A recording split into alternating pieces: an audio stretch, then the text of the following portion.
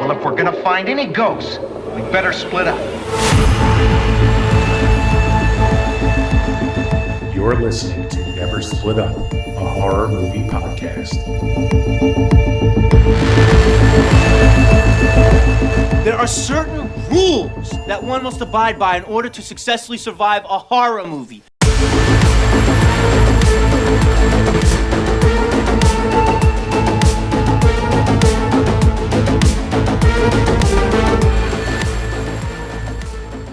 Hi, everyone, and welcome back to the Never Split Up podcast. This is episode 106, and today we are covering a new release. It is 28 years later, The Bone Temple. Joining me, as always, is Anthony and Oriana. What's going on, guys? How's it going? Not too much. I'm excited to talk about Bone Temple, the film we've been anticipating for probably, it's been like 6 months now? Yes, 7 months. Yes. I'm excited. Super excited. I believe we did our whole 28 days later series leading up to Bone Temple. So you've been on for every single episode, Oriana. So we're going to come full circle and hopefully we get the third movie in this trilogy. But yes, I've been so excited ever since the first one came out last summer. I've just been eyeing this date for so long. And I can't believe it's here. I can't believe I finally watched it. Ant, what's going on? How you doing? How's it going? Yeah, I just watched this Saturday, a couple days ago, so I'm really stoked to talk about it. We all had the movie in our top 10. I had it at number 1. So we all loved 28 Years Later from last year. Go check out our last episode of our favorite horror movies of the year from 2025. We all had it in our lists. So I know this was highly anticipated for all three of us. We've been talking about it, like we said, for almost a year now. I feel like we're coming up on a year since we did our 28 Days Later episode. So this is a special one. I can't wait to find out what you guys thought. I mean, this movie is very different than the last. Like pretty much every entry in this franchise is very unique and different. So I would love to hear your opinions. We texted each other like a little bit, like talking about the ending and stuff, but I still don't know like your overall feelings. So I'm really excited to dive in with you guys. Before we get going, anything you guys wanted to shout out? You want to announce maybe our next episode in February, one of you guys? Yeah, our next episode, we are going to be covering Valentine's in anticipation for Valentine's Day. And I'm excited to dive into that one. I feel like not a lot of people dive into it, so I'm excited for us all to talk about it. Yeah, gotta get our holiday. Anytime there's a holiday, we got to get our holiday horror, and we all, I think, love our holiday horrors. So yeah, be sure to check that out. And yeah, just other than that, keep following us on social media. Our TikTok is doing really well. Thanks to Oriana, you've helped with our TikTok. We're getting a lot of followers, and we love engaging with you guys in the comments. We like posting videos, just asking you guys questions about certain topics that we're covering, and we also post episode clips. So give us a follow on TikTok. As always, follow us on YouTube. We're on YouTube or on other social media as well. So definitely check us out there. Okay, let's get right into it then. We'll do our opening thoughts. Let's start. I know we do this every episode, but let's really emphasize spoiler free because this is a new release. So let's get our spoiler free, just kind of overall thoughts. And then once we get that out of the way, we can go into heavy spoilers afterwards. So Ant, why don't you kick us off? You go first. I can't wait to hear what you thought of this film. Yeah, cool. So I'll give you guys just the general IMDb and all that fun stuff. This is a continuation from years later. So as Spike is inducted into Jimmy Crystal's gang on the mainland, Dr. Kelson makes a discovery that could alter the world. It was directed by Nia DaCosta, who just did the Candyman requel a few years ago. And we have the recurring characters from 28 Years Later. We have Alfie Williams, who plays Spike. We have Ralph Fiennes, who is legendary. He's Kelson. And then we have Jack O'Connell, who's like a 1-2 villain punch with Sinners and this playing Jimmy Crystal. And then we have obviously a bunch of supporting characters playing the Jimmies, and it's a ride. So I was anxious to see this one. I was very excited, and when I saw it on Saturday, I'm like, oh, this is a fucking punk rock sequel, and I really adored it. The beginning was interesting. Like, oh, okay, this is a different kind of tone and vibe than I was expecting, but I think the movie's biggest strength is how it builds up, and it just builds. And then when that third act kicked off, I turned to the person next to him like, this is a fucking banger, and I'm obsessed with this movie. There's a point where I'm like, they made this movie for me. I love it. Yeah, it's weirdly funny, but it's also really gruesome and has some pretty gnarly torture sequences. The Jimmies are hilariously cruel, like very cruel. So I like that dynamic, and I like again seeing Spike having to adapt to this different group in order to survive when he just went from the last movie just living in a village and getting his first kill and having to go on a journey with his mom of survival, and now he's just thrown into this. I think, Spike's going through a lot, and I think that I like seeing his journey.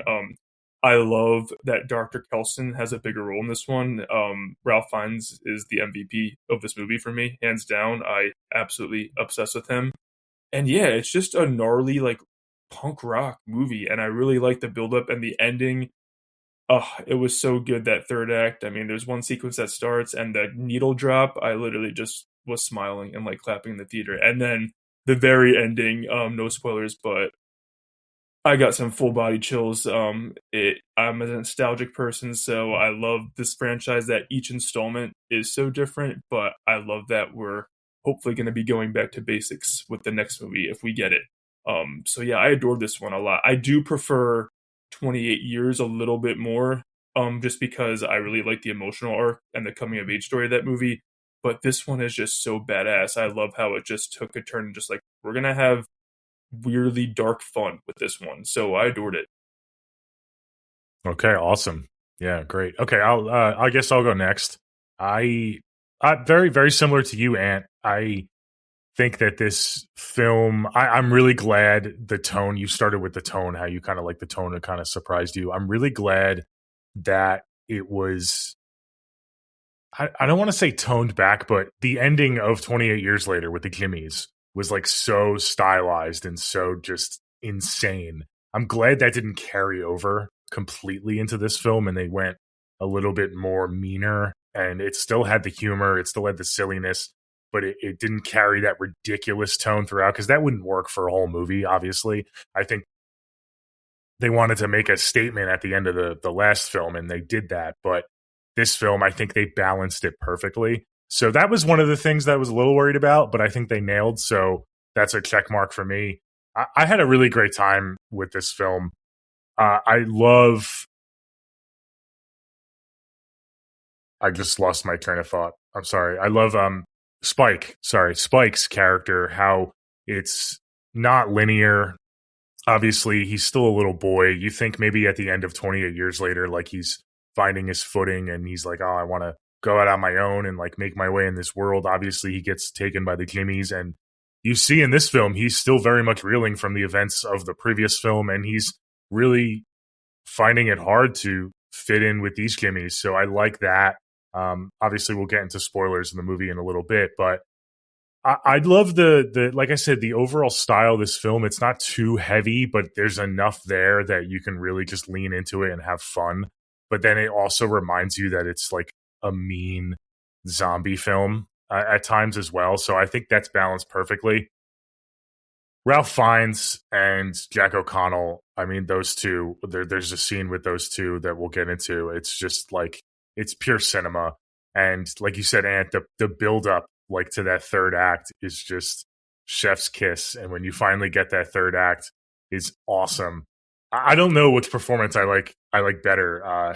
Like I want to say Ralph Fiennes just because he has, more highs, but Jack O'Connell is just so solid in this role, and he's just such a professional actor, and he just knows what the fuck he's doing. It's so great. Even some of the Jimmies, they had much smaller roles. Even some of the Jimmies that really didn't have a lot of screen time, still like they felt super unique. Even though they all looked the same with the ridiculous wigs and the jumpsuits, they all felt unique. So grade A casting across the board. Samson, great character. I don't think you shouted him out. I forget his name. It's somewhere here. Where is Lewis Perry. Lewis Perry. Yeah. He's great as Samson. He gets a lot more screen time in this film. So if you're a Samson lover from the first movie, you're gonna love him here. And He's not censored. He's not censored like people thought he might be. There's just as much of that going on as the last one. So don't be concerned about that. But yeah, I can't wait to dive into this film. It's so good. It's great. I'm not quite sure if I like it more. I loved 28 Years Later. It's up there. I have to sit with it more and watch it maybe once or twice more to really let it sink in. I'm leaning towards, I don't know, it's very close for very different reasons. And I love that. I love that about this franchise. There's something for everyone. I personally love all four of these movies. I know 28 Weeks Later gets shit on, but I know all three of us love that film as well. I think that this franchise is very special. It's quickly climbing my ranking of favorite franchises of all time. I mean, this is like 4 for 4 for me now. So I really hope they make this last installment because, I mean, for obvious reasons, we'll get into it. But yeah, Oriana, let's hear your thoughts. I had so much fun with this one. I do have some critiques, but we'll get into that. But overall, I love the story that they told. I love that we got to see Dr. Kelson and the Samson relationship that ends up occurring, and then the Jimmies, and then Jack O'Connell. I loved his character, but loved to hate his character, and he was just so good. He was hilariously just twisted. And I loved his character. I loved Jimmy Inc. They were my favorite. Jimmy Inc., the one that was the closest to Spike. Yeah. I love their character. I love that they just, no spoilers, but I love that they were smart enough to start questioning things. And I love that dynamic. I love where they're going with the infection now. I love the third act. That was incredible. It was all around cinema. And I think that Nia DaCosta did an amazing job taking something that has such a signature look. 28 films look like 28 films. There's a grittiness to it, but she also added her own touches. And I really appreciate her giving us some familiarity, but also giving us something new. And this one feels so completely different from the last three. And I don't know where I stand between the first installment and this one. I feel like Nolan, I need to rewatch them both and let them kind of settle, because I wasn't the biggest fan of the ending in the first one, but I do understand it took a punch and it made us all talk about it. It made us so curious to know what was going to happen with the Jimmies and Bone Temple. And now that we have that, I think that it's so hard to say. It's so hard to rank them. They're here because I have a lot of fun with this one, but I really appreciate all of the story in the first one. So it's so hard. They're both so different, but they complete each other so well. So yeah, all around, I had a fun time, and I demand a third one. I cannot exist without a third one. You need to give me a third one, please. But yeah, I loved it. It did not disappoint. We better get that third one. Yeah, they really do complement each other so well. That's what makes them both gems. Mm-hmm. Yeah, I really love both third acts of these films. I don't know which one. Obviously, the very ending, I'm going to prefer this one. Again, spoiler free, we'll get into it. But just because the last one was just I leaned into it and I liked it, but it was fun. But both third acts, both of these movies finish so strong. It's going to be really tough when we do a final ranking. If we do get this final installment, this third movie, it's going to be really tough to rank these two. I just know that it's going to be special when we get that final movie. And I think we will. I know it's already been greenlit. We'll see. All the pieces that are involved, I think they'd be stupid not to. I think it would make a lot of money. I think they kind of fudged a little bit with the marketing with this film. Maybe the release schedule. I know what they were trying to do. It was kind of 28 weeks later after the first one. It was kind of gimmicky. I don't know if it really paid off. We'll see.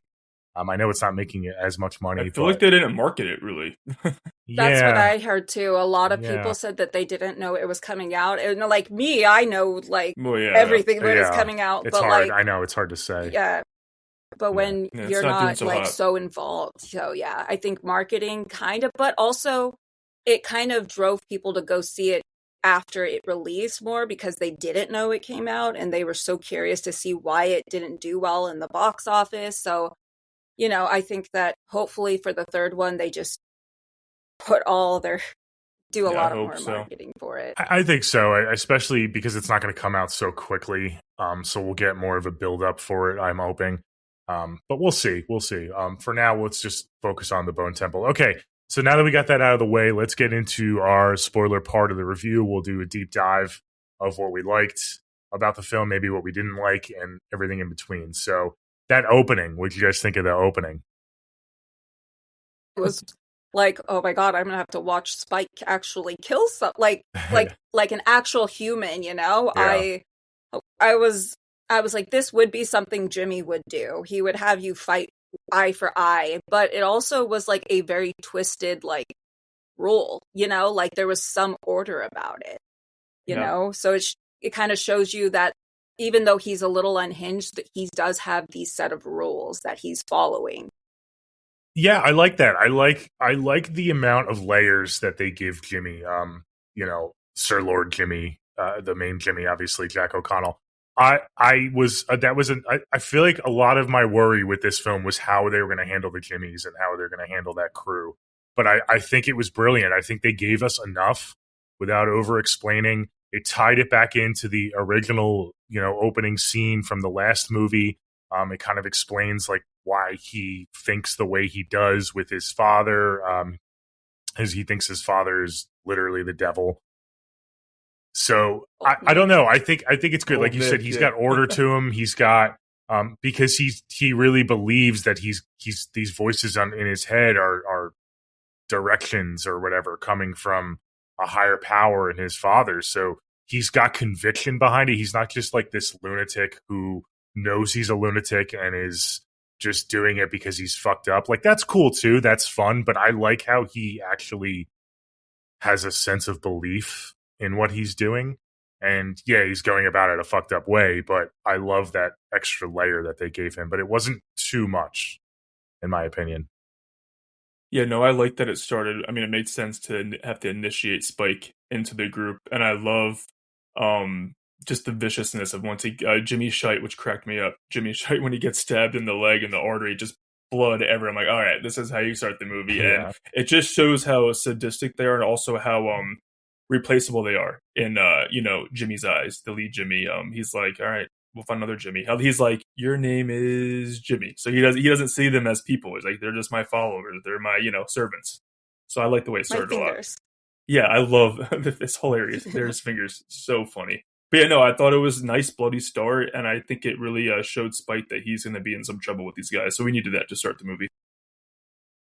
Yeah, you're right about that too. I mean, he calls them his fingers, and there really is no hierarchy. It's literally Sir Lord Jimmy and the rest of them. There's no, he doesn't have favorites. You can tell, like he doesn't have, you know, some of the characters were more prominent in the film, but to Jimmy, Right. they were all the same, pretty much. So yeah, I thought that was interesting too. It was pretty chaotic that any one of them could die at any time because they all were just basically his fingers, and you know, if he loses a finger, he'll just get another finger. So yeah. So funny. They I just, love I it. think it's just something about them inheriting the dirty ass wig after they Yeah. just killed them. Yeah. It's just, I was just like, they Gnarly. tossed it to So Spike, mean. and I'm Yeah. just like, Bloody oh, wig. like, So Spike is Bloody, front and dirty, center smelly right off the bat here in this film, as he should be. I mean, he's the heart and soul of these two movies. What did you guys think? Because when I was initially watching it, I'm kind of like yelling in the theater internally, like, "Come on, Spike! You know, like you got to survive. We've been through so much in the last film. Like, do what you got to do." But then I like caught myself, and I'm like, he's just a kid, and he just lost his mom, and he's all alone, and he's not a murderer. So I had that internal conflict. Like I want him to be the hero right away, and I'm like, come on, you've been through so much. Like now's your time to rise up. But I'm glad they didn't do it that way. I mean, he ends up killing him, but it was complete accident. I mean, he does, fight back, which is credit to him. But how do you guys feel they handle Spike in this opening and just in this movie as a whole? I like Spike in this movie. I like that he didn't change his morals just because he was part of this crew. I like that one scene after the barn, which we'll get to. That scene is vicious. I mean, I absolutely love that scene, but I like how he didn't kill the pregnant woman and stoop down to their level. I like that he's like, I can't do it. I mean, he was really dumb with his lie. I mean, anyone can see past that lie that he gave Jimmy, but that was really bad. But he's not going to change who he is, and it just shows that he's still an innocent kid, even though his dad made him grow up really fast, and he was forced to grow up to survive. He's a survivor, not a murderer, so I like that they stuck with that. Yeah, even him killing the Jimmy, he didn't mean to. He was just trying, and they kind of shoved it, and essentially the guy ended up killing himself because he took it out, yanked it out of his leg, and then dummy everywhere. I think it from the last film, we expected Spike to be a little bit more brave, but we also do forget that he is just a kid. He just lost his mom. He is away from home, and now he is basically not really joined a group, but he's a part of this new group where they seem very crazy, and they're all run by this leader. And I think that they do show a lot more fear and a lot more innocence in Spike. But yeah, I really do love that he didn't change throughout the film, and he builds his little bravery towards the end. Yeah, I also love the relationship between him and Jimmy Inc. I think her character is very important for Spike. I think, in the first one, Spike had his mother who very much looked out for him physically. They could have died if, the mother didn't save Spike in that one temple scene, or when they're in the ruins with the one zombie. So she's looking out for him. She obviously passes away, and now we have Jimmy Inc., who's like this motherly figure to him, who kind of takes him under her wing and looks out for him. I thought that scene was it was short, but I think it was effective outside the barn scene where she confronts Spike and says, you got to go in there. And he's like, I can't do it. And she's like, all right, come with me. We'll just sit on this hill.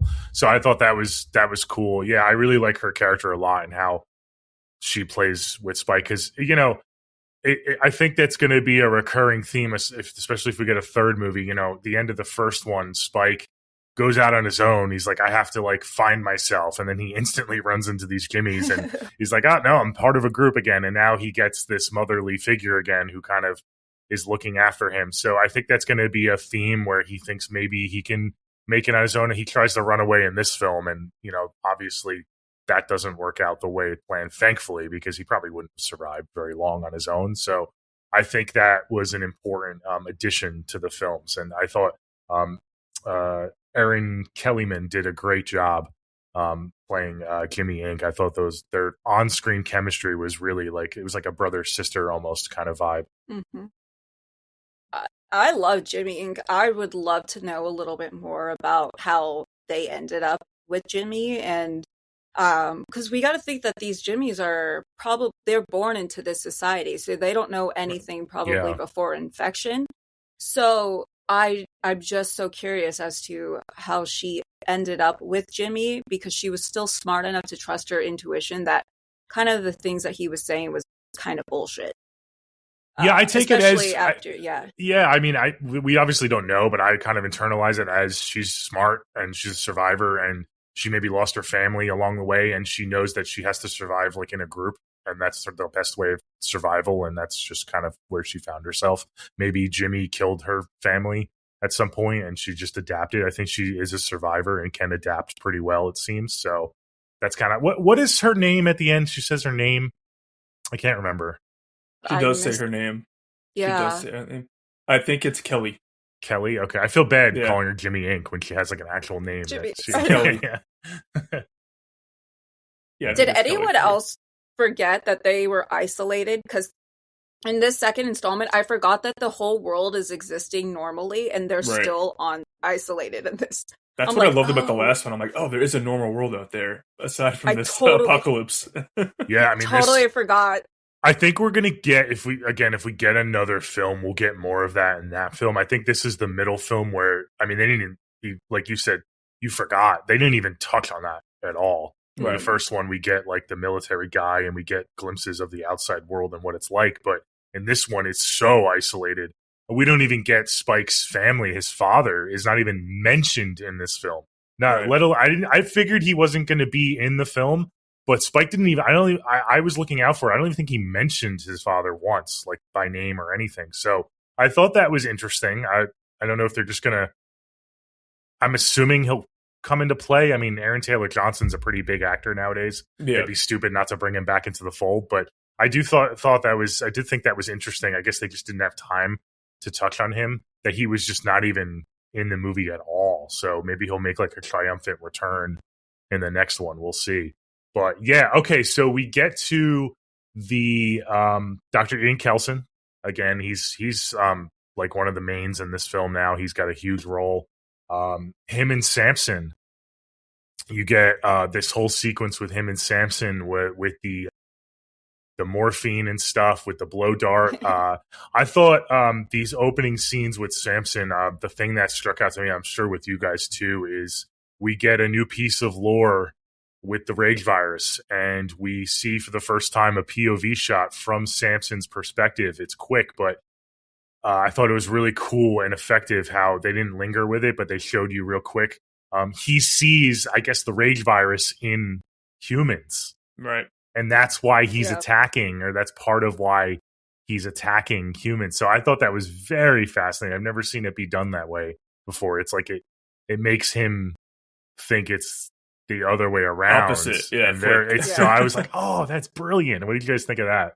I loved it. I love that it showed them as like demons, like the humans are like demons to the infected. I'm like, this is sweet. But I also like the Samson, because in the first one, he wasn't the big, like he was one of the big bads. So you're like, oh, this is the bad guy of this trilogy. But this one, it kind of flipped. We're like, no, he really just was someone taken over by a virus. And we find out, which I love, Kelson and Samson's relationship, that behind all this, he still has his humanity, which is something else we learned, that this virus might be treatable. You know, Kelson's starting to theorize about all this stuff now, like Samson can be treated. But I also like how you just see that he didn't choose this. It's just like you feel bad for Samson. It's like he's just stuck in this situation. He's stuck with this virus, and he sees humans as the demons that he has to take out to survive. So I think it's very interesting that it's almost a flip, that they're trying to survive too by taking out the humans who they see as their demons. So I think it's very fascinating. I really like how they brought that into play.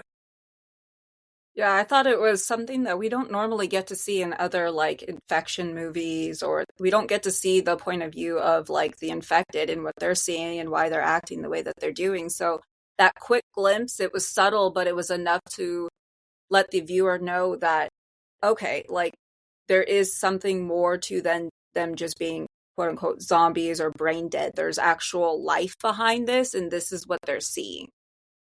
So I really liked where they're going with the infection, and I'm just so curious now as to where they're going to go with it, because this is huge. In at least like, also, how are they going to get to Samson? I just want to know. But yeah, no, I loved this take. I thought it was a good choice. Yeah, I mean, not only we get the reveal that there's something there, but they're in there. Like, I think it was Ian that said, like, I want to find out if this thing has taken over you or if it's sitting on top of you, which I thought was a good line. I obviously I'm paraphrasing, but so he's able to figure out that this virus is just sitting on top of, but everything in the brain, like all the memories and everything and what makes us is still buried in there. So that's a huge revelation. I mean, that just opens up so much. I was initially, once the movie, like on my drive home from the theater, I was thinking about the film, and one of my favorite things about this franchise is how the virus has evolved, and I like to kind of think about how the last 28 years later have looked in this universe. So that's kind of where my mind goes initially when I watch these movies. And initially I was kind of like, Ian Kelson kind of, figures it out like pretty easily. Like all he needed was some morphine, and we'll get into it a little bit later, some antipsychotics, and, he starts to get cured. So I was like, do I like that? And then once I slept on it, I was like, you know what? No, I really like that because, and I think other people won't, but I don't think they see the big picture of it and what it means for this universe and the society in these movies. Is that, yeah, it was basically kind of easy, and that's kind of the point. Like the rage virus spread so quickly in 28 days later and 28 weeks later that they had to contain it like instantly. And once they contained it, they just eradicated everyone. And then obviously we find out they quarantine everyone on this island and 28 years later. But I think that's just like a great way to kind of tell the audience without actually telling them, like, no, I mean, this virus can be treated, but society just didn't really look at them as people anymore and didn't bother trying to cure them. And I thought that was really powerful, the way that was kind of subtly hinted at. Well, yeah, that's a good point, because when you think about treating like the virus, everyone wants to like get the antibody to not get the virus or not change, but no one actually looks at the infected and is like, let's try to reverse this. At least not a lot. And he really, because he values life so much, and you know, even in the first one, as I'm like screaming at him, like, why are you not double tapping Samson? Like, this is what we do. We double tap. Yeah. But he cared enough, his character cared enough and valued life enough to give it a chance. And it really was that simple for someone to actually care, but it took 28 years later for someone to actually care enough and figure it out.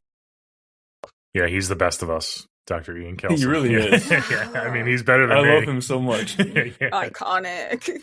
I just love how it evolved from like 28 days and weeks, like especially in weeks where like just execute. It's kind of now we're like, let's try to understand now. So I like the evolution. Yeah, like you said, Oriana, that's a great point too. It's like they were so focused on like the people that weren't infected and trying to protect them that nobody was really concerned about the people that were already turned and that they were still people. And I think that's really like brave of the filmmakers to really highlight. And you know, it's just brilliant. It's a beautiful kind of theme. So I really like that. Yeah, so we get the morphine with Samson. He starts to kind of become more docile, I'll say is the word, and they have like a coexistence between, I think of it like kind of like a dog and a human. Like I can imagine like the early stages of human when they started feeding wolves for the first time. They're like, wait a minute, okay, you benefit me, I benefit you, we'll have this kind of symbiotic relationship. And yeah, he gets closer and closer to him. I love the scene where he drugs Samson and they're sitting in the field together or whatever. They're sitting on the hill, and then the doctor, Ian, he takes the morphine as well and passes out and just kind of completely trusts Samson. I love the dancing. Yeah, the dancing. Yeah, the dancing. Unfortunately for all you freaks out there, Samson does end up clothing himself. So that's kind of like a sign that he's starting to become, you know, human again, if you will. So don't worry, we still get plenty of dong before he does that. So, but he does end up clothing himself. Yeah, that whole sequence is just like, I want like a spin-off, like buddy comedy duo. Yeah. Like That was series like where they're just heartwarming and funny. Yeah. It's like They're a platonic rom-com. Exactly. Yeah. And then Samson had bringing him the like skull head as like a gift for him. I was just like, it just makes the ending with Samson after what happens to Kelson so much more powerful too, like how it wraps up. Yeah, so when this was going on, I was like, oh, Samson's a goner. There's no way he lives. And boy, was I wrong. I mean, you were wrong. I was wrong. I was like, there's no way Samson makes it out of this. It's so interesting going into this next film, like what's going to happen. Because, you know, we'll get into the ending here, but yeah, I can't believe he made it. Like how long are the antipsychotics going to last? Did Kelson give him a supply? Like, there's so many questions. Like, is he going to revert back? It's going to be fascinating. Like, is Spike going to recognize him and say, you know, maybe we should try to help him? Like, there's so many questions, and I can't wait. I love films that like answer a lot, but also leave you with more questions than you had before. So that's why I love these movies so much.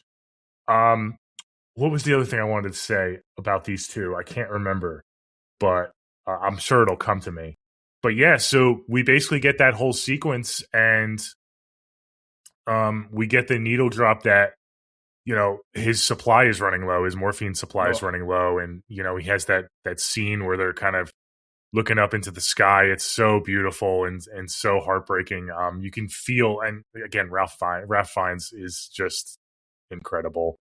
He's the amazing. way he delivers these lines, I mean, you really feel the pain in his voice.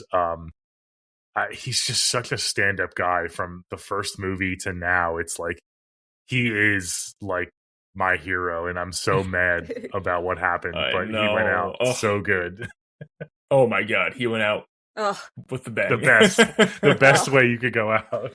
He's an icon from his ending. You know what I'm really sad about, and obviously we're in the spoiler territory, so yeah, he dies, and we'll get to that. I'm really sad that he's never gonna meet Jim, that those two are never gonna interact with each other. I'm like, oh no, He's a so dynamic legendary. duo that would have been. Yeah. Oh no, that was no. I think that the scene, I felt like the heaviest, like one of the heaviest in the scene between Samson as he was about to inject him, because he was like, no, you need to let me know if this is what if you're like consent. He pretty much said, yeah, consent. Which is first, Dr. Kelson is upstanding guy even in this situation for consent from the infected, and gotta keep his ethics, and then right as the needle is about to enter his skull, we get that like beautiful first moment of Samson's first word, which is moon. And I think it was just it was one of the moments where I was like, Samson's cognitive now. And I think that was a really big moment. I think that they did so beautifully. I loved the sky shots that they included, the pictures of the moon. It's just that it was a beautiful, just sweet moment and everything. Which, of course, in 28, it's got to be bad.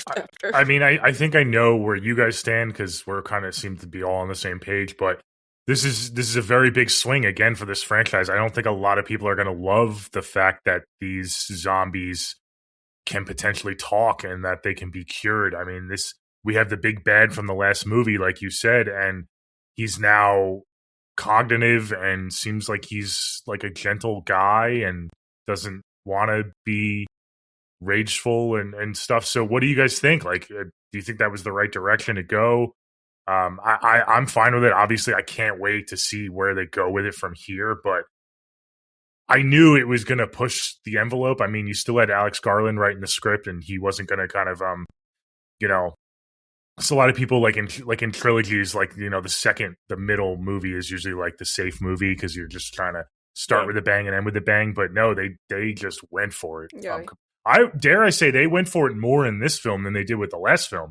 And the last film, they really kind of went for it, but they really took swings in this film, and I applaud them for it. So I'm assuming you guys liked that, right? Oh yeah, I'm pro. Yeah. I thought I liked that they didn't go in the same similar direction as all the other movies. I don't like these films for the similarness of like other infected movies. So I think I definitely agree that they definitely took a lot more risks in this film as far as where they want the infection to go, pushing the story. And I feel like people who are very true to like horror infection are not going to necessarily like that. Oh, now we're getting this kind of like sweet little wrapped in a bow, now they can talk situation. But I feel like these films aren't trying to make the same zombie infected film. They want something different, and they have a story to tell, and this is the story that they decided to tell, and I very much dig it. If people don't realize that by now, I mean, that's on them. Like, if that's I mean, that's what the franchise is going to do. So yeah. So now we get, I know, Ant, you love this sequence, the barn sequence. So good. This was my demented self loves the barn sequence. This was the sequence when I went from this movie is fucking awesome to holy shit, this movie is like insane, and they are actually going there on all fronts. They're going there with the story, they're going there with everything, and the brutality of this scene and the fucked up ofness. They oh man. It's so good. It's so well done. And again, props to Nia DaCosta. She really hit it out of the park with some of these directing sequences and shots. I will say, I think the cinematography was a little bit bigger in the first one. In 28 years later, you had like the big landscape shots and stuff, but there was some in this film that really made it feel. I think Oriana, you said these two movies really do feel connected, and to have two different directors, and that's such a big ask for Nia DaCosta to kind of match the style, and I think it was enough to really make it flow really well. So props to her. But yeah, Ant, why don't you take us through this barn scene? I know you literally enjoyed this. So good. Well, I just want to say I love what you said about the cinematography, because the first one I feel like was a journey with Spike and his mom, and this one's very contained because Spike's like stuck. So I think it felt smart to keep it more contained, because I just feel like he's stuck with this group. But damn, this poor family at this barn, the Jimmies, Sir Jimmy and the Jimmies were up to no good. And I like how it gets so vicious and mean, because we were just talking about how the infected are still humans at heart, because they didn't choose to be like that. They're just surviving, where the Jimmies, they're choosing to be more vicious. So it's all cliche in these movies, but the humans are always worse than any infected or zombie in all these movies. But I just love at the dinner table when they're eating, they're just such assholes. And Jimmy's like, we're going to leave, but we're going to kill you first. I'm like, oh, here we go. Yeah. But when they're hanging there, I thought they were just going to kill them. But like when they're hanging them in the barn and they're literally skinning them, I'm like, holy shit, this is my movie right now. I mean, it's mean. It's so dark and mean. And you feel so bad for these helpless humans, but also like, you got to be prepared for these kind of people. Like, what were they doing? They're so unprepared. And I love how the woman who actually escaped, she doesn't do the thing and run away. She actually watches and she does something to help them. She's a badass. She helps. She kills. I love that the female Jimmy is called Jemima, by the way. That cracked me up. I almost pissed my pants every time they said Jemima. Hilarious. But I love that the guy, he like chose the female. He's like, I'll go head to head with her. And she was like, okay. She tricked him. So then she acts and she fucking, I'm like, this is my scene right now. But she tortures the hell out of him. Like, the hell out of him. And then she's like, when she says, can I take his trousers off? And she's like, I'm going to skin your whatever. I'm like, oh my God, are we going to go here too? What has had to happen? But that woman comes to the rescue, and I love when she gets the hook to the head. For obvious reasons, she was a demented fuck. But I like the dynamic where she was just taunting him, like acting like he was going to get her. But then she's like, no, I'm going to fuck you up. But he also has some fight in him too, because after he's stabbed and tortured, that he gets some licks and he like sets them on fire. So I think the whole sequence, like I was expecting it just to be like a torture fest, but the people fought back too. So I love that they had fight in them. They wanted to survive. So I absolutely loved it. The dialogue was hilarious, some of the one-liners, but it's just so mean. I love how the balance of Nia DaCosta having it like dark humor, but also like, wow, this is really fucked up. So that sequence really was like one of the highlights of the movie besides the ending.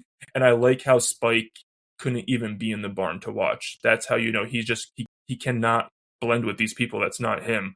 I also thought he would try to escape during that sequence, but he's with the other girl and he has to play it smart. But I love it so much. It's so fucked up. I just love when Spike and Jimmy Inc. are sitting outside. They're like, oh, that's screaming. Oh, yeah, that's a lot. That's a lot. That's more screaming than normal. Yeah.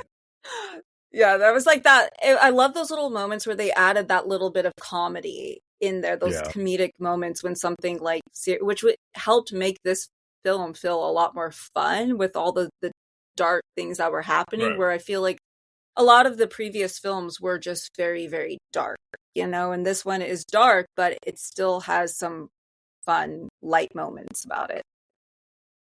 Yeah, and the fact that we still, we're following Spike's journey, and you have this like ultimate evil in the Jimmies and Sir Jimmy, and then Spike, like you said, Ant, he has to leave the barn completely. He never wavers. So like you were never questioning whether or not Spike was going to give in and like blend in with these people. I mean, when Jimmy has him go and try to kill the pregnant lady and bring her back, I mean, by that point in the film, we knew like Spike was never gonna do that to her. I mean, he was lying to himself, so he never wavered in his morals, and I think that's great. And I think Dr. Ian Kelson in the first movie really played a big role in that. I think that that journey with him and his mother and the doctor really helped shape Spike, and that's kind of an important through line, because you get him and his father in the first act of the first film, and it's all about hunting and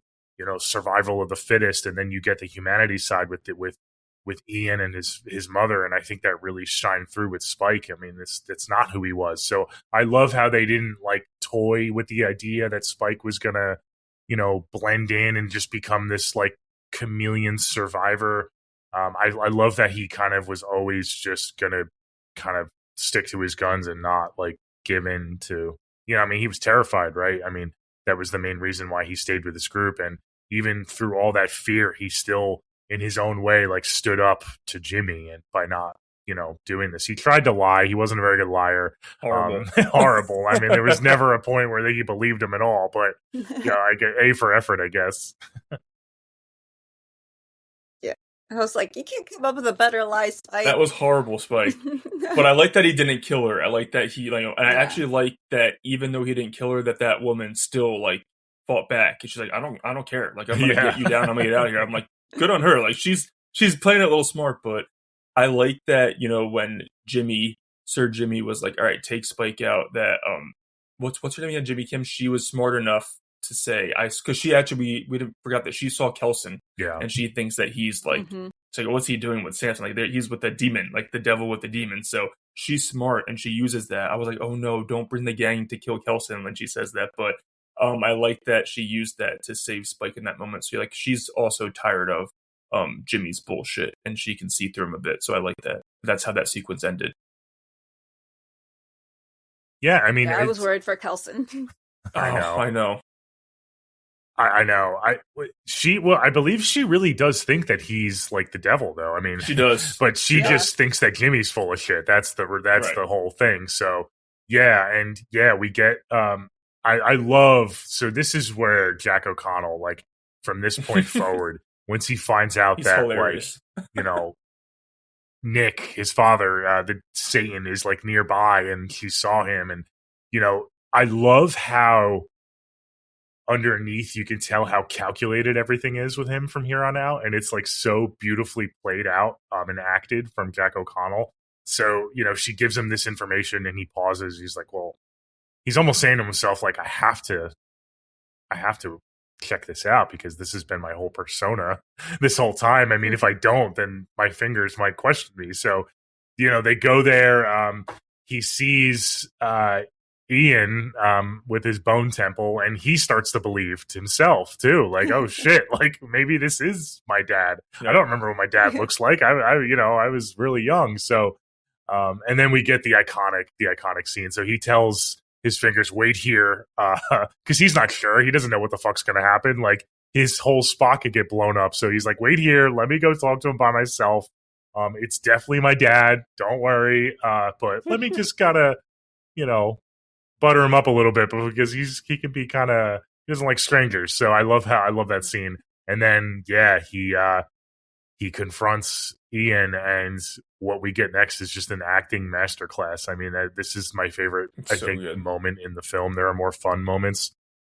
Obviously we get the next sequence after this with Iron Maiden is iconic, and I was just beaming from ear to ear. But this moment, in terms of dialogue and acting, is just A+++. It's one of the coolest things I've ever seen. The build up, like you said in the beginning of the episode, the build up to this scene, to these two like Goliaths of personalities, like good versus evil, finally meeting, and it's like, oh shit, how is this gonna go? And it plays out just hilarious, but also just like so realistic, if that makes sense. Like it just becomes like two guys like just hanging out, and there's like a mutual respect there, because obviously Ian's going to respect anyone. He's going to give everyone the benefit of the doubt, and he's going to come at a conversation with compassion and like open arms almost. And Jimmy is just totally taken back by that. When he like realizes he's not the Satan, not his dad, like that switch is just so awesome. I'm like, oh my God, this is great. I just love how Jimmy like respects Kelson in the moment, but he's like, oh, I also have to threaten you because I'm a phony. I don't want my followers to find out I'm a phony. I think it's hilarious. So he has the respect, but he's like, oh, I'll never be that. So I just have to pretend, and you're going to have to pretend with me or I'll kill you. Yeah, but before, exactly. But he respects him so much, and he's surrounded by his fingers who look up to him and worship him in a way. So I think it was nice for him to have like a person on the same level as him. So he wanted to sit down with him. He's like, "Can we just chat for a while? Like, can we just have like a like normal conversation? I can like drop my act because I'm not around my fingers, and I can just have like a real conversation with someone." So I love that because it showed that like he's not completely just psychotic. There is something in there within Jimmy that is somewhat normal. He's able to like hold a conversation. So yeah, that was so good. Yeah, I also like that he was able to like find respect for someone like Dr. Kelson, like because he is kind of demented, but he was able to sit down, hold a conversation, and actually have mutual respect for him, which caused him to have trouble, be like, oh well, we have to fake it together, or I got to kill you, like I liked that layer of Jimmy, and had he not had his situation go where it did as a kid, he might have maybe turned out a whole lot different. But he thinks that Satan is his father, and he's proceeding forward. Okay. And I just love Ian so much. Like he's so compassionate in this scene. Like when Jimmy tells him like I hear my father in my head, and my father is Satan. Okay. I mean, Ian is. Yeah, I believe he says it. He's like, I'm an atheist and you believe this. But he comes at it with like an understanding. He's like, oh, I see. Like it's almost like a therapy session in a way. Like he's trying to listen to him and he's empathizing with him. And even when Jimmy tells him at the end, like, unfortunately, like I have these followers and you're going to have to go along with this or I have to kill you. I mean, even Ian doesn't freak out. He doesn't get scared. He's just like, yeah, I understand like why you have to do that. Like, he's compassionate and he's like feeling for him. So I think he plays it brilliantly. It's just solidified Ian's character and as a legend. And but once this scene happened, I was like, oh man. I thought Samson was a goner, but I was like, oh fuck. No, I knew once that scene, I'm like, they're gonna kill Kelson at the end of the movie after that sequence. I knew that was gonna happen. Yeah. I do like the scene before Kelson puts on a fucking showstopper of a performance. He really took the Satan assignment and he just went above and beyond. But I love the last sequence with Samson when Kelson like gives him like all the antipsychotics, and obviously it's so funny how he's giving that for clarity, but like their hypnosis and hallucinations when they're infected is seeing people like demonic. So it's so good. But I like how he goes back to the train where he was abandoned, which was in the first movie, which I like how that little throwback. And we get the little flashback to his childhood, like asking for a ticket. And then I think it was just fascinating how the infected attacked him as if he were uninfected. So it's working. Yeah, because he said the word. So he said the word. I forget what it said because he thought the conductor was asking for his ticket. And he was like, I forget what word he said. And then when he said that, all the infected were like, oh shit, this guy's not one of us. So I love that scene. That scene is awesome because it goes from like this beautiful, you're inside Samson's mind and he's reliving like this nice memory of being on a train. And then it goes from that to he goes into full on fucking beast mode. And this is one of the more brutal scenes of the whole movie. I'm like, I wanted to stand up and cheer. I was like, fuck yeah, Samson, let's go. Because he's not like fully infected. But so he's fighting for his life, like as himself in a way. So that just adds like a layer to it where you're really rooting for him. You're like, oh my God, like, come on. And he just, when he does this patented spine rip where he rips the spine out of the guy, I'm like, fuck yeah, dude. That's so badass.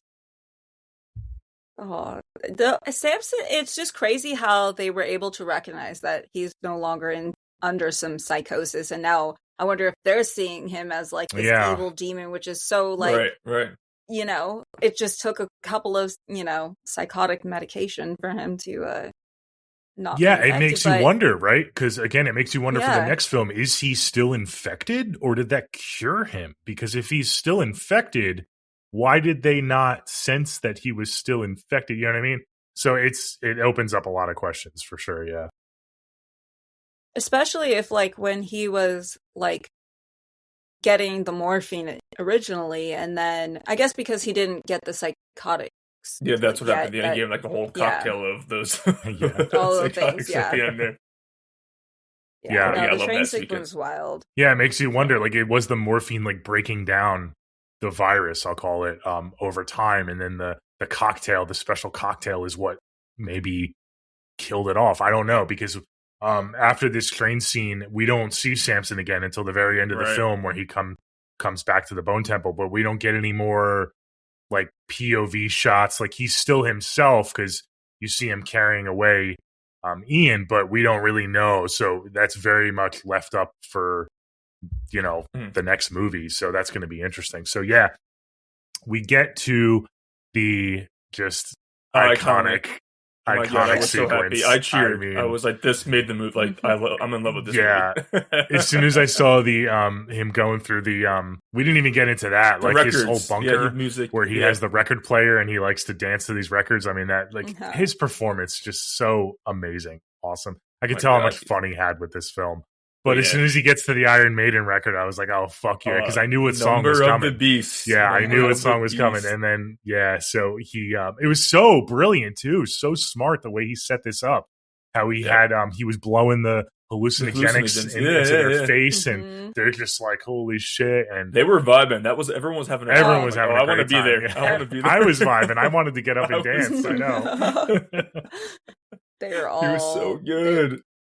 I just remember seeing Jimmy E. She was like all like getting all into it and all stoked, soaking it up. It was hilarious and awesome in the best way.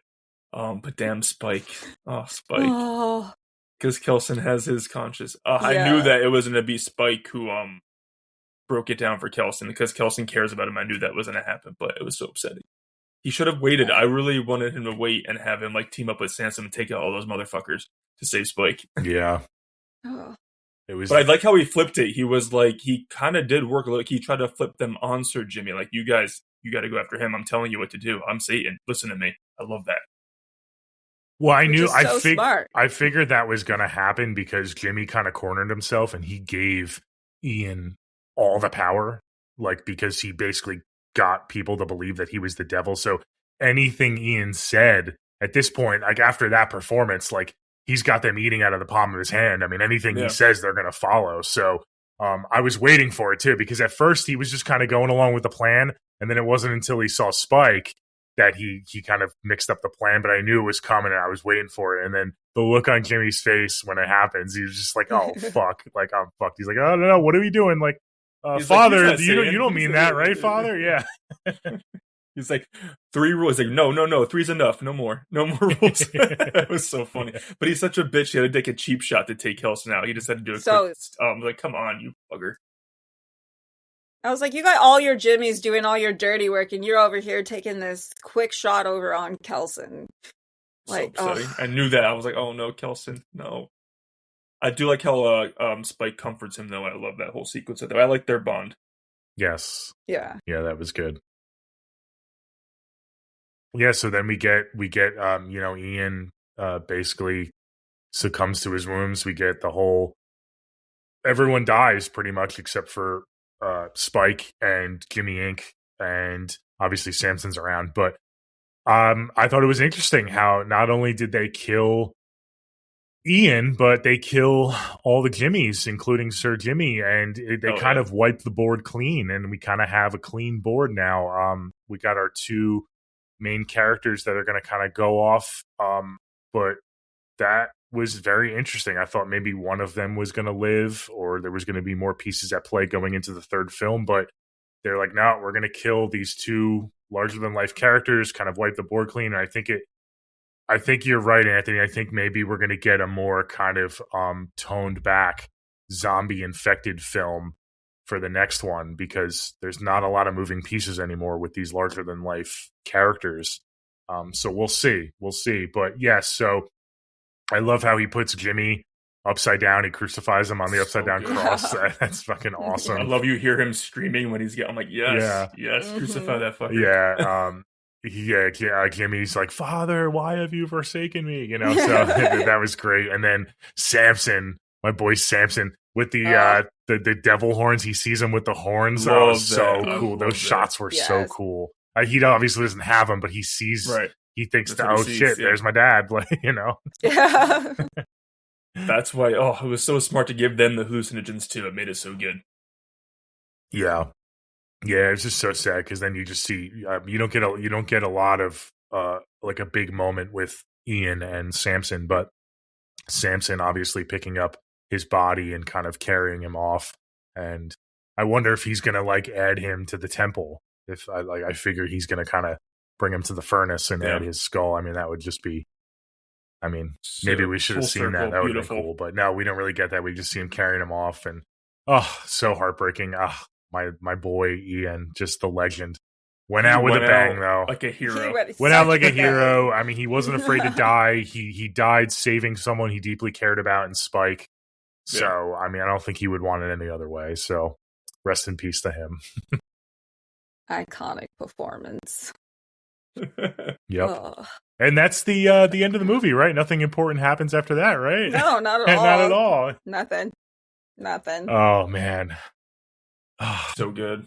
As soon as I saw the cottage, I was like, "Oh my god, this is happening!" And then the music kicks in. Oh, I at this point had forgot. Like I forgot, and I was like, because I was processing, and then I was like, as soon as I was hitting the person, I was like, "Oh my god, it's happening!" Yeah, I did too. I did the same thing on my mouth. I'm like, "Oh my god, do you know who this is?" Like, I have chills right now. So I got full body chills, and then when the OG score kicked in too, I'm like, "Oh my." I'm just vibing right now. This is my nostalgia. This is 28 Days. So that's why I think they're bringing it back to the basis of the first one. And I hope we see, oh my god, I can't remember her name, but obviously that's their child together. Mm-hmm. So I hope we see her too in the new one, in the next one. But seeing Jim was so good, and Sarah, I love how it ended. I can't remember her name. Celine. I think Sarah's the daughter. He calls her Sarah in this. Yeah. But I just love seeing Jim pick up the rifle, and he says like, and then you see them both running. Spike. Oh my god, Spike and Kelly, right? I'm like, oh my god, we're gonna team up in the next one. I can't wait. So we need to get it. But yeah, that gave me full body chills. I was obsessed with that ending. I didn't know that he was gonna be in it. So I just was like, holy shit, this is amazing. I heard rumors, but I honestly completely forgot when I was watching the film because I was just in the zone. And so the moment I put two and two together was just so excited because this is what I've been waiting since 28 Days. I've been waiting for Jim to return to this franchise for so long, it feels like. And so now, and then just him, of course we're going to help them. That's such a Jim thing. Jim would do that. Yeah, he didn't skip a beat. I mean, he just sunk right back into that role instantly. I felt like I was just in 28 Days Later again. I mean, he's in that same cottage from the first movie, and it's great. That moment where his daughter, they're looking out and they're seeing Spike running from the infected, and he's like, "Dad, are we going to help them?" And he has the slight pause where you don't really know what he's gonna. But as soon as he says, "Of course we are," I got full body chills. I was like, "Let's fucking go!" That's my Jim. Of course he's gonna help them. It's so great. I'm assuming that Celine is maybe not there. She's gone. She passed away. I mean, who knows? Maybe she just wasn't home. I don't know. We don't know. I mean, they kind of imply that she's not with them anymore, but who knows? Maybe she was going to gather. She's hunting or something. Things. Yeah. So I'm really curious to see that. And again, I'm assuming that's their daughter. I mean, right? 100%, that's got to be Celine's daughter, right? So, yeah, it's gonna be a special movie if it gets made. It will get everyone made. Go see this movie so they can make the next one. I don't think it matters. I think even if this movie loses money, they're still gonna make it. Just the Cillian Murphy effect. I think they will make it. Yeah. Yeah. So yeah, that was Bone Temple. Had a lot of fun covering that with you guys. That was a lot of fun. Yeah. I can't wait to get into our scores and our never split up moments. Guys, let us know what you think in the comments and leave us a comment on YouTube and our TikTok videos. Let us know. Did you guys vibe with this film like we did? It seems like we're all kind of in the same wavelength. I wish I could remember what I gave 28 Years. I was high. I was high. I was high too. Oh, man, I was in the low nines. I was in the nines. Yeah, I was too. I think I was the highest out of us three. I think it was me, Anthony, and then Oriana might have been the lowest. Yeah, I think it was 8.5. I gave it maybe you were in the 8.7. 8s. Yeah. But so yeah, that's just kind of where we're at. We were both, all three of us, really high on the first one. So I'm curious to see your scores. Before we do that, let's get into our never split up moments. Who wants to go first? Does anyone have a particular moment they want to shout out? I have one. Yeah, go ahead. Mine's gonna be the one that because I want Kelson to live. So I think that I know, like, the shock of seeing Spike, like, oh my god, I have to help this kid. He's been through so much. And he literally says that. He's like, oh, Spike, you've been through so much. What the hell? But if he just let them walk off or whatever and Samson came back, they could have fucking taken all those fuckers out and saved Spike in no time. So I just think that he should have taken a beat. Because I wanted him to live. But also, he's in that stage of his life for acceptance. We obviously saw in the trailer, too, that he had a wife who's obviously no longer with us. So he did what he had to do. He was in acceptance, but I think that he could have come up with a plan and make sure that Spike got to safety, after they killed everyone else. So I'm bummed out that he just reacted so quickly. Yeah. I have one. I guess I'll go next, or unless you have one, Oriana. Oh, I got one. You go. Okay, yeah, I'll go next. I have one that's kind of similar to Ant, but I'm going to go with Spike. I think so. Once he realizes that they're at the Bone Temple, obviously it's Dr. Ian is there. I know he tries to escape the Jimmies. He tries to flee. We didn't really talk about that, but he gets, Jimmy Inc. saves him, kills the other Jimmy. I think in that moment, Spike should have came clean to her because at this point they have formed somewhat of a bond in a relationship. I was screaming at them, like, just tell her, like, this isn't the devil. I know this man, like, he's a good man. Like, we need to help him because they're going to kill him. And this, because she already told Spike, I think this is the devil. So I think if he would have approached it differently and could have, like, really, I don't know. I just feel like he took too much of a passive approach in terms of that whole ordeal where, like, he knew Ian was going to be in danger and maybe he could have did more to try to, like, help him and save him. So I think that's going to be my moment. Him not kind of coming clean to Jimmy Inc. and telling her, like, we need to, like, not be on board with this and we need to try to help my friend who is not the devil. He's a really good guy, actually. And, so he's the opposite. Yeah, I was gonna go with Spike again with another moment with, like, the barn scene with the pregnant lady. Yeah, that was my other one too. Yeah, just because it was, like, kind of silly. I also love we didn't really talk about how he's, like, pleading with her, like, please take me with you, please, like, dude, man, you gotta, she's like, not taking you. Yeah, she's not taking you. So yeah, that was gonna be my other scene. But okay, what do you got for us, Ori?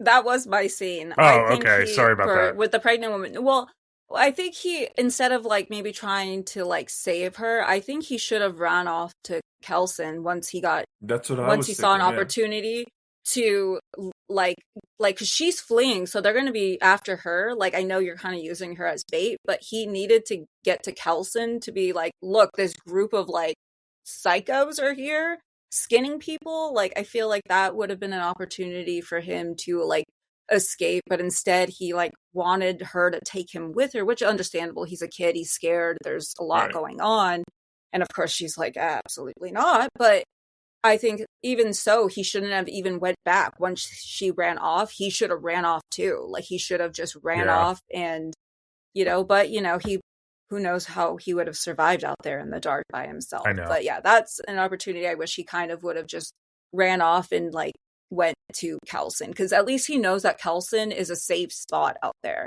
Yeah. I know. I feel bad, both of us picking Spike. He was so scared this entire film. I mean, he was so scared. Pure shock and terror. The entire movie. I know. Poor kid. Okay. So let us know what dumb moment do you agree with the most in our poll. We'll post that poll. So, okay. Let's get to our scores. Who wants to go first? Oriana, why don't you go first this time? So I had a lot of fun with this one. I love that they took the infection in a direction that I don't think a lot of us anticipated. And I respect that. I respect the story that they're telling. I like that they're not giving us the same old. I really wish they did involve the infection a little bit more. I know that the big focus was on Samson and his infection, but I think just to kind of satisfy us 28 fans, we could have used a little bit more with the infection scenes. But that is just me nitpicking. But overall, I had a great time and it didn't disappoint me, and I loved it. But I'm going to give it a 8.5 because I'm still trying to figure out how I feel about it versus the first installment. But both of those films are great in their own way. It's just, now we're just nitpicking. But overall, this film is cinema. It's a great addition to this franchise. Yeah, for sure. It's such a great way to kick off 2026, which hopefully is a great year in movies. I mean, to get a January banger like this, I know it's not doing well in the Right. box office, but go see this film if you haven't. Definitely go see it twice. Go see it as many times as you can to support these awesome filmmakers. Yeah, I loved this movie. I think this movie is definitely more fun than the last one. I think the last one, like you said, Ant, was more of a journey and a coming of age. It was just beautifully shot and the landscapes and the cinematography. This one was much more contained. Didn't have as much zombies and infected, but I like the angle with Samson. I think it was enough for me. I think the train scene, without the train scene, I would maybe agree, but I think because we got that awesome train scene with all the infected, I'd like that kind of cleansed my palate enough for me. So it's so tough because I just watched this for the first time. I haven't seen it a second time yet. I have to really sit with it for a longer period of time. So I'm going to give it a 9. I'm going to give it a flat 9, but there's room for improvement there. It'll probably go up the more I watch it. Maybe by the time we do like a franchise ranking of all 5 films, this might go up, but I'm going to give it a solid 9. Yeah, that's awesome. I'm going to give this an 8.8. I love that it's just a movie about a murderous cult in this infected world, and it's about the best of humanity with Kelson and the worst of humanity with the Jimmy and the Jimmies. So I love the balance of that, and I like that Spike's still going on his journey of survival, and that hopefully he's in really good hands in the next one we get it. But I love the continuity of these two, because the first two were really like they're all in the same role, but the 3 movies before this were all like they're very much their own story, where this is literally a contained trilogy. So I really like that, and I just love the needle drops. I love the fun moments. I love the gritty, dark moments. Yeah, this was just a bangers of a sequel, and Nita Casa directed the hell out of it. So yeah, 8.8.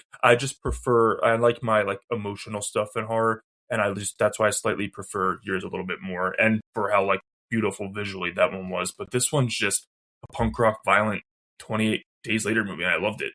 I can't wait to own this film. This is going to be such a great double feature, these 2 films. I mean, so with the rest of them too, but these 2 in particular, I can't wait to watch these back to back at home.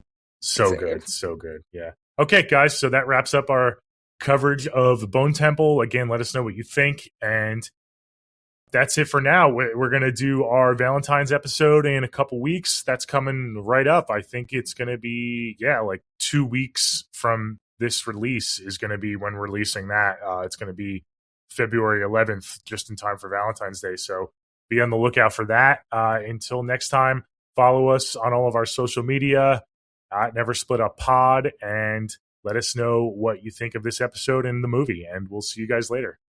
Bye.